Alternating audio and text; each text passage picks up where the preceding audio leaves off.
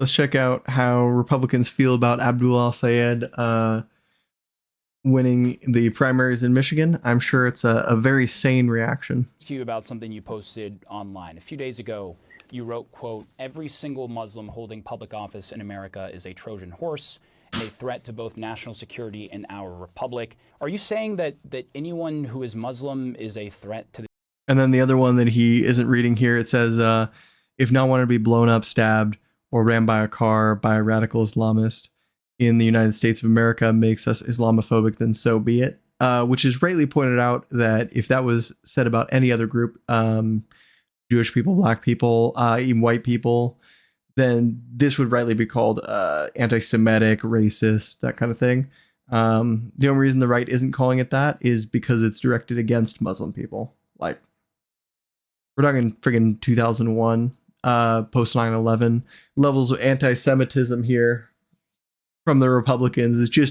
It's insane, dude. And she's saying this, by the way, about a guy who is a doctor who just wants to give healthcare to people in his state. And her response is, yeah, but your skin brown. Like, this country? Let's hear what she has to say. That's not what I said. And that's not what I said. Number one. That's not what I said. That's crazy. They just put the receipts up. Do you even understand how the news works? They're going to put a visual up, man.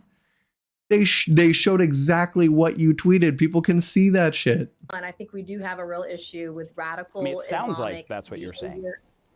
No, I was talking. So she has a real issue with radicals, but she'll judge a person just by the tone of their skin. Just...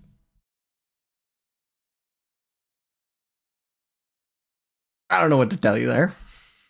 About elected officials, what are our values and what do they look like? I don't want to hear the call to prayer. What are our values? What are her values? In an American city, I think if you don't want to hear it, that's okay. Values. The First Amendment, protects from freedom of religion. If you don't want to hear it, fine. You know, I grew up in a Christian household. I grew up in the South. Islam is not my religion, but I have Muslim friends who, if that is how they worship, even if I don't want to hear it, that is their right to hear.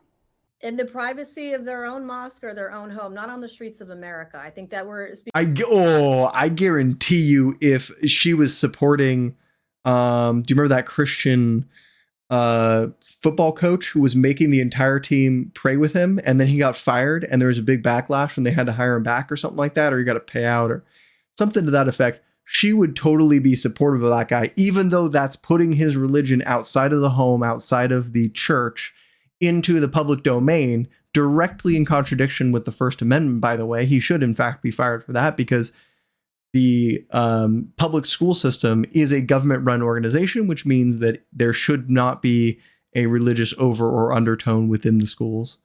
But she would 100% defend that. And why would she defend it? Because it's Christian and not Muslim. That's literally it. She doesn't believe in the First Amendment. Republicans don't believe in freedom of speech. They only believe in their freedom to speak awful things into the world, you know? Speaking a very different vibe here. We shouldn't be having that kind of thing going on. And if you look at the parades that are happening, I look at the women who are covered head to toe with little slits for their eyes. As a woman, that's scary. But you're to not me, being, that's not being forced on you, all Congresswoman. across the country. But that's not being forced on you to do, Congresswoman. You know, the First Amendment is pretty clear. And in the U.S., that's, by the way, in religious examples within the U.S. in general, unless you're talking about some edge case where somebody is like grooming somebody else or something like that, then people wearing burqas is their choice. Like, if a woman decides to wear a hijab or a burqa or any kind of religious headdress in the U.S., generally speaking, unless they're, you know, being held at gunpoint or being held hostage or something, they're doing that of their own volition, which is their God-given right. 6, also, no religious test shall ever be. But they hate your freedoms, dude. They don't want you to be free. They want you to. They want you to fit in this Christian fundamentalist like box. Foundations as a nation, and this does not. That's your opinion. The First Amendment disagrees that it needs to stay that. If someone wants to express their religion, it's right there as number 1 in terms of the Constitution. Then go back to that. I think the framers, I know that they would have a tough time. They would have had a tough time with this, but not explicitly making the separation of church and state a part of the Constitution or the Declaration of Independence itself is is a huge mistake, and we're obviously seeing the issues with that right now. Country is all I have to say. Go back to that country of origin. It doesn't need to be here. Congresswoman. By the way, she's saying this about a guy from the U.S. His country of origin is here. He went back to his country of origin and said that. But she sees that he has a different skin tone than him, and she thinks he's not American because she sees Americans as white. You can't get any more plainly racist than that, except maybe what Trump tweeted out, which is this here at the bottom. Two very different Americans or Americas, and it shows Donald J. Trump and him and Melania standing in like a dorky suit with a bow tie, and her in like some kind of crazy high fashion dress. And then Abdul al-Sayed and his wife, who are just sitting in a diner looking like the most ordinary Americans ever. The fact that he, thinks this is a banger, thinks this is a win, I think is hilarious, because the difference is also Trump and Melania are standing like apart. Like they're trying to not touch each other.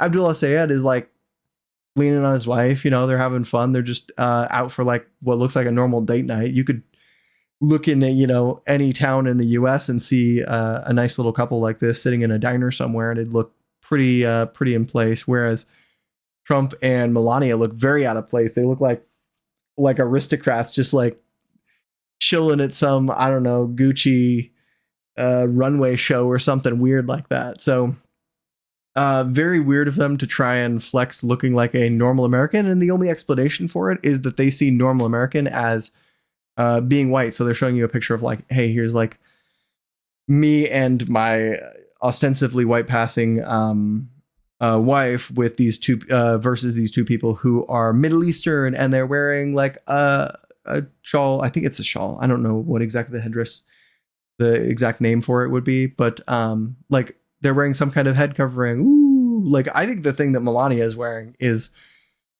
way more weird and out there. Like I've seen way less of that type of dress than I've seen people wearing a headdress. Sometimes people do it for religious reasons. Sometimes people do it because it's hot out and they got to go out working in the sun. But like, yeah, they're obsessed with him. Obviously, I mean, we are too. He's a wonderful guy. They're just obsessed with him in the wrong way. I'm going to go ahead and call it, I know we don't kink shame here, but wrong love in that direction. Yeah. So just overt racism in this one. We'll talk about Mitch McConnell a little bit later. That one's a different story. So yeah. Thank you so much for watching. If you haven't already, drop a like, drop a comment, subscribe. I don't take any ad dollars, so anything you give me as far as extra reach so that this can show to more people, I would greatly, greatly appreciate it. Thank you so much for watching, and I will see you in the next one.